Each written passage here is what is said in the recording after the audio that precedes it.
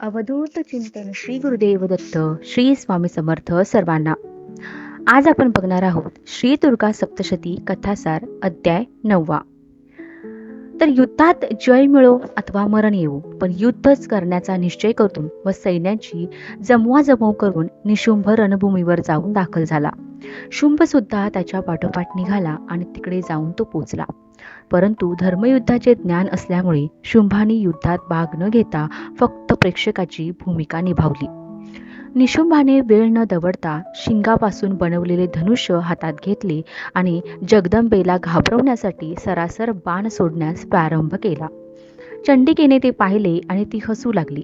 मग ती कालिकेला म्हणाली, हे काली, हा मरणाकरताच येथे आला आहे आणि माझ्या मायेमुळे याला एवढा अविचारी केला आहे की दानवांचा प्रचंड संहार व रक्तबीजाचा नाश झालेला ठाऊक असूनही अजून विजय मिळवण्याची त्याला आशा आहे. आपल्याकडील अनेक मोठे मोठे वीर मारले गेले, किती अपंग झाले, कित्येक निर्बल झाले. अशा गोष्टी समक्ष पाहून सुद्धा हा विजय मिळवण्याच्या आशेपोटी इथवर आला आहे. अगं काली, हे दोघेही भाऊ माझ्याकडून मारले जातील यात काही शंकाच नाही. तेव्हा आता देवांच्या समक्षच मी यांचा वध करते. एकीकडे कालिकेबरोबर असे संभाषण चालू असतानाच चंडिकेने धनुष्य घेऊन ते कानापर्यंत ताणून बाणांच्या माऱ्याने निशुंभाला पुरता झाकून टाकला. निशुंभाने ते बाण तोडले आणि त्यानंतर त्या दोघांमध्ये अत्यंत घनघोर युद्ध सुरू झाले. त्यावेळी देवीच्या सिंहाने आपली आयाळ पिंजारली आणि जसा एखादा हत्ती सरोवरात शिरतो तसा तो सिंह त्या सैन्य सागरात घुसला. त्यानंतर त्या सिंहाने समोर दिसेल त्या दानवाला नख्यांनी आणि पंजाच्या फटकऱ्याने व सुळ्यांनी जखमी करून वेगाने खाण्यास सुरुवात केली. अशा प्रकारे सिंहाचा तो पराक्रम चालू असतानाच निशुंभ धनुष्य घेऊन देवीच्या दिशेने धावून गेला. त्याच्या जोडीला कितीतरी दानव सुद्धा त्याच्या मागून धावून गेले.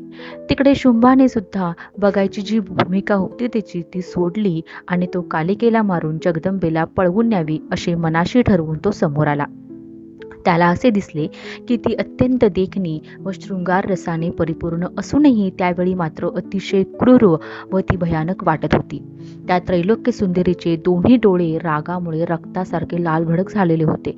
असे तिचे ते उग्र रूप पाहताच दैत्यराज शुंभाच्या मनातली विवाहाची इच्छा आणि शृंगाराची भावना कुठल्या कुठे नाहीशी झाली आणि तो दैत्यराज शुंभ धनुष्य हातात पेलून रथामध्ये ताट उभा राहून मारावे अगर मरावे अशा निश्चयाने तो सज्ज झाला. तेव्हा देवीने त्या सर्व दानवांना उद्देशून बोलण्यास आरंभ केला. ती म्हणाली, अरे पामरांनो, जर तुम्हाला जगायचे असेल तर सर्व शस्त्रास्त्रे इथेच सोडून ताबडतोब पाताळात जा, अगर समुद्र तळाशी जाऊन राहा, नाहीतर मग माझ्या बाणांनी मरून जा आणि स्वर्गात जाऊन खुशाल सुखाचा उपभोग घेत बसा. भ्याडपणा आणि शौर्य या दोन्ही गोष्टी एकत्र नांदू शकत नाहीत. म्हणूनच मी तुम्हाला अभय देते की जिकडे सुख मिळेल तिकडे तुम्ही निघून जा. देवीचे भाषण ऐकून बलशाली निशुंभाने एक धारदार तळपती तलवार व ढाल हातात घेतली आणि वेगाने तो देवीच्या दिशेने धावून गेला. सुरुवातीलाच त्याने तलवारीचा एक जोरदार घाव सिंहाच्या डोक्यावर केला व लागलीच तीच तलवार फिरवून देवीवर हाणली. पण देवीने चपळाई करून गदेने तलवारीचे निवारण केले आणि परशु त्याच्या खांद्यावर मारला.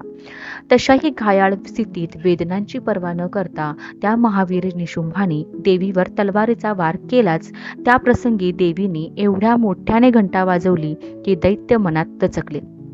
त्यानंतर निशुंभावर चढाई करण्यापूर्वी देवीने घटाघट सुरापन केले. त्यानंतर निशुंभाने त्या जगदंबेवर शूल फेकला, परंतु तो शूल जवळ येताच देवीने केवळ मुष्टीप्रवाहाने प्रहारानेच त्या शूलाचे चूर्ण केले. तेव्हा निशुंभाने प्रचंड गदा घेऊन ती गरागरा फिरवली आणि चंडिकेवर मोठ्या त्वेषाने फेकली, परंतु ती देखील देवीच्या त्रिशूळाने मोडून भस्म झाली. त्यानंतर हातात तलवार घेऊन निशुंभ आपल्या अंगावर धावून येतो आहे असे दिसताच देवी अंबिकेने अगणित बाणांचा वर्षाव करून त्याला घायाळ केले. त्यामुळे निशुंभ मूर्छित झाला. आपल्या महापराक्रमी भावाला निशुंभाला मूर्तीत झालेला पाहून दैत्यराज शुंभ प्रचंड संतापला व देवी अंबिकेच्या वधाचा निश्चय करून पुढे तो सरसावला. त्याला येताना पाहून देवी अंबिकेने आपल्या हातातील शंख वाजवला, तसेच धनुष्याच्या दोरीचा भीषण तनत्कार केला. त्याचबरोबर हातातील घंटेचा भयंकर नाद केला.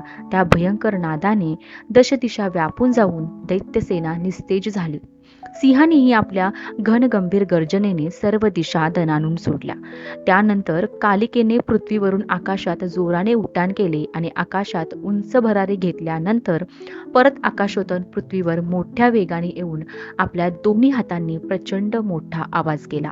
त्या महाभयंकर आवाजाने पूर्वीचे सर्व आवाज एकदम असे लुप्त झाले. तोच शिवदूतीने दैत्यांना गर्भगडीत करणारी गर्जना केली. परंतु दैत्यराज शुंभ मात्र क्रोधाने खवळला आणि त्याने आपल्या जवळील एक महाभयानक अशी शक्ती देवी अंबिकेवर फेकली. ती शक्ती अग्निज्वालेने युक्त आणि पर्वता एवढी प्रचंड मोठी होती. त्या शक्तीला येताना पाहून देवीने ती शक्ती आपल्या धारदार बाणांनी थोपवली आणि दूर झुगारून दिली. त्यानंतर दैत्यराज शुंभाने सुद्धा देवीवर शेकडो बाण सोडले, परंतु देवी अंबिकेने आपल्याकडील बाणांनी त्या सगळ्या बाणांचा नाश केला. त्यानंतर क्रोधित झालेल्या देवी अंबिकेने दैत्यराज शुंभावर शूलाचा प्रहार केला. त्यामुळे तो दैत्यराज शुंभ मूर्छित होऊन खाली कोसळला. इतक्यात निशुंभ शुद्धीवर आला आणि त्याने मोठ्या आवेशाने धनुष्य हातात घेऊन बाणांचा वर्षाव करून देवी कालिका आणि सिंह यांना त्याने घायाळ केले. त्यानंतर त्या निशुंभाने मायावी असे 10,000 बाहू निर्माण केले व तितक्या हातामध्ये चक्र धारण करून चंडिकेवर प्रहार करून तिला पुरते झाकून टाकले. अशा तऱ्हेने तिकडे देवता व मानव यांचे विजयासाठी घनघोर युद्ध चालले होते. अगणित सैनिक हत्ती व घोडे मरून रक्तमांसाच्या चिखलात पडले होते आणि ते रणमैदान भीषण दिसत होते. आणि त्याच वेळी रणांगणात हिंस व क्रूर असे मांसाहारी जंगली कुत्रे, कोल्हे, गिधाडे, कावळे व इतर पशुपक्षी आज आपल्याला चांगली मेजवानी मिळणार म्हणून आनंदाने नाचू लागले. असा दैत्यसंहार पाहून भडकून उठलेला निशुंभ गदा घेऊन द्वेषाने चंडिकेवर धावला. गदेचा एक घाव सिंहावर घालून खदाखदा हसत त्याने दुसरा घाव देवीवर केला.